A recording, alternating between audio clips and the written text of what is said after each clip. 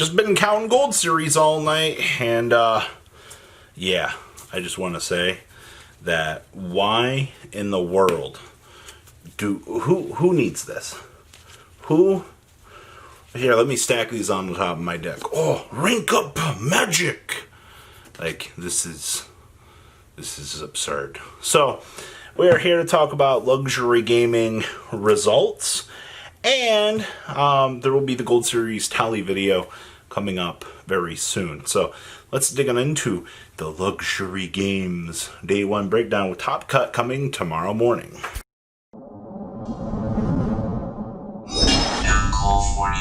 I do gotta give a quick shout out to Hakuna My Data.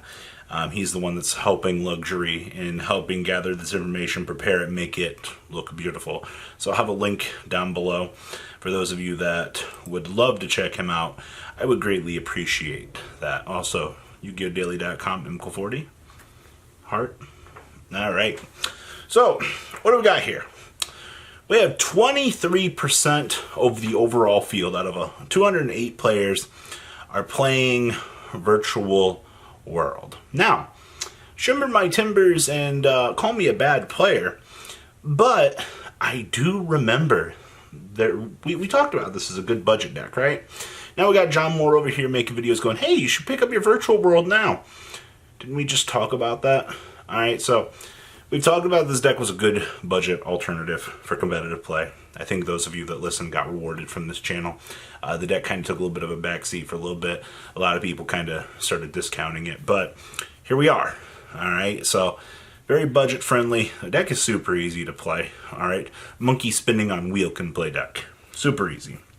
22% or 22 Infernoble Knights out of this. This doesn't surprise me. Alright, I've been noticing a little bit of a decline in an Infernoble.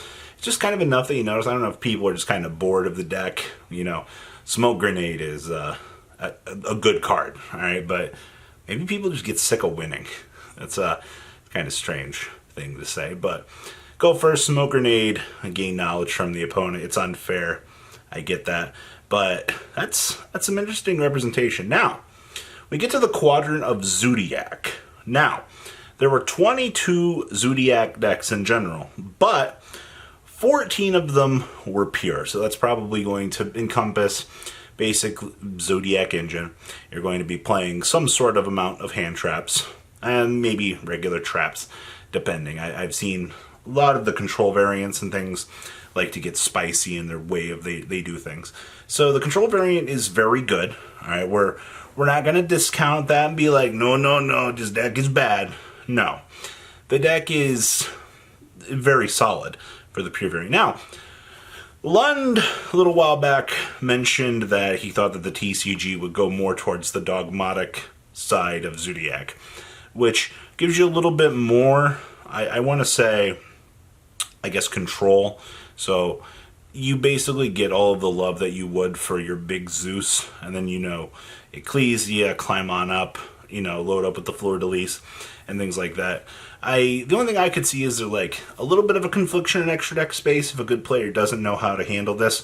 But I do think that the engine does get very, very good with the Dogmatica package. I kind of feel like, I don't know, players underestimate what they want to do with this. And then we also had 3 Eldritch Zodiac. Now, I've heard a little bit about players trying out Eldritch with this deck. I hadn't seen any crazy interesting results with this, but we do have 3 in the Luxury Games Tournament 8 here. So we might see some results out of this. We might not, but I do find that is a little bit interesting there. Now, 21 Dragon Link. I mean, it's one of the better decks of the format, if not still one of the best decks. So, at the end of the day, yes, it's still here. Is it crazy, oh my gosh, like, in your face? Yeah, it still is. 16 Praying Kids. Now, a lot of people are like, you know, I don't really know if I like Praying Kids all that much this format. There were so many people that were excited for this.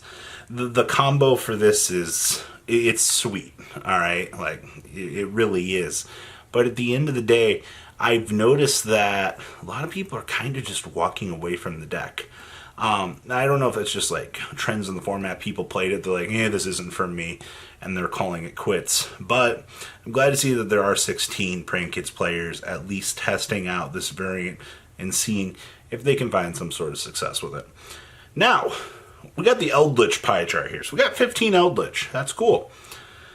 There are a lot of differences here. So we have 6 Synchro Eldritch. And the first thing I want to say here is that's cool. All right, so this is what, Deep Sea Divas, the DD package? Question mark? I haven't seen much success with that. Now, that's not to say that it's not good. I'm curious to see what some of these builds. If you guys are playing in the Luxury Tournament, you're playing the Eldritch Synchro version, send it over. I'm very curious to see what your ratios are and what this current creature looks like. I guess is probably the best thing to say here. So that's definitely interesting. I like that. We also had 3 Dogmatica Eldritch. I mean, hey, it's still good. I'm not gonna crap on it too much. All right, it works. Then we have 3 Pure. Pure Eldritch is just it's not Numeron, right? Like we're actually just playing pure Eldritch. Weird. And then we have 3 other. That's probably where the Numeron variants are. I still think the Numeron Eldritch is very good, but it's definitely taking a back seat in this format. And then we have 15 frickin' Phantom Knight players. Now hear me out here. I've been crapping on Phantom Knights a lot lately. I know it's really discouraging. I'm always so negative. Once again, I want to be proven wrong. I want to see cool combos. I want to see people break this deck. It's just all the naysayers out here that were, going, ooh, Orcust is going to break. No, it wasn't Orcust at all, actually. It's other combinations of things. So yes, Torn Scales is a very good card. I just recently saw the build that Jesse Cotton was playing on Sam's channel. It's a little bit all over the place. Don't get me wrong. I'm very curious to see what future innovations will bring to the deck. But at this point in time, a little bit shaky, all right? So representation there is good. And I do want to see what players can come up with. I do hope that we see some sort of success from Phantom Knights. The only real thing I've seen successful from Phantom Knights was the case tournament in Georgia. All right, and they had, 51 players, and it got second. So there is potential there. And then we have what Jesse Cotton's testing. That's all I know. Then we had 13 dinosaurs. It's really starting to look like the dinosaurs are starting to go extinct, actually. These numbers are pushing dinos down. I guess everything else in the format's starting to develop at this point in time. And I guess dinosaurs do kind of get bullied by, Virtual World and other things. So that's interesting. Then we have 13 Dogmatica Invoked. I like that deck. It's easy to play. All right, making some progress here, right? Representation's a little bit low, but that's fine. I also see here that we have 5 Dogmatica Buster Blader decks. Isn't that just the glue deck? That's the glue deck, right? Only 5 of you are playing this? What are you doing? Alright? I figured there'd be more. Maybe I'm wrong here, but that seems a little bit low. Then we had 5 Sky Striker players. Ooh. Five of you. 5 of you have not letting the deck go. I'm proud of you. And then we had 38 other, which is under 2% representation. So we're just not going to include that, which is fine. So overall, looking at the pie chart here, Virtual World numbers up, all right? It's a good budget deck. It really is, all right? I can't stress this enough. If VFD goes, I'm sorry, or True King of All Calamities. I mean, we know the card's broken, but I'm sorry, all right? But I think the deck can probably still do something.